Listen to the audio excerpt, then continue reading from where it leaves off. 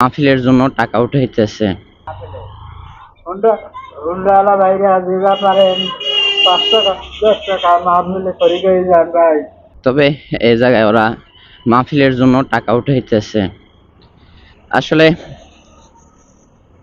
মানে আমাদের হাত যদি এরকমই থাকে, মানে কোন হাতের দাম বেশি? যে আপনি কাউকে দিতেছেন ওই হাতটার দাম বেশি, না আপনি কারো কাছ থেকে চাইয়া নিতেছেন এটার দামটা বেশি? আপনি যদি দিতে পারেন ওই হাতটার দাম সবচাইতে বেশি। তাইলে তাইলে বোঝেন যে এই যে মাদ্রাসার ছাত্রগুলারে, এই বাচ্চাগুলারে আমরা যে এভাবে হাত পাইতা টাকা উঠে এরপর মাহফিল করতেছি, মানে আমরা যে হাত পাতাটা শিখাইতেছি ছোটবেলা থেকে, তাইলে এরা কি দেওয়ার জিনিসটা বুঝবে? এরা তো নেওয়ার জিনিসটাই বুঝবে। হাত পাইতা নেওয়ার জিনিসটাই এরা বুঝবে, এরা তো আর দেওয়ার জিনিসটা বুঝবে না। একটা মাহফিল করবি কর, নিজের সামর্থ্য অনুযায়ী এলাকার 5 জন ভালো মন্দ যাদের টাকা পয়সা আছে তাদের কাছ থেকে নিয়া এরপর একটা মাহফিল কর।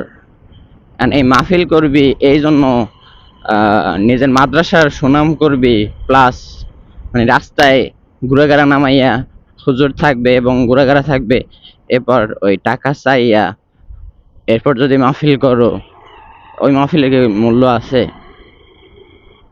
তবে কথায় বলতে হলে মাফ করবেন, যতটুকু আমি আমার নলেজে বুঝি ঠিক ততটুকুই বলতেছি।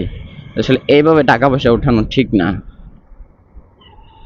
মাহফিল কর্ম বেশ ভালো একটা কথা, কিন্তু এজন্য রাস্তায় নেইমা অটো গাড়ি মোটর সাইকেল এটা ওইটা ধইরা এরপর এদের কাছে টাকা চাইয়া, হ্যাঁ, এরপর যেটা মাহফিল করি, এই মাহফিলের গুরুত্ব আছে?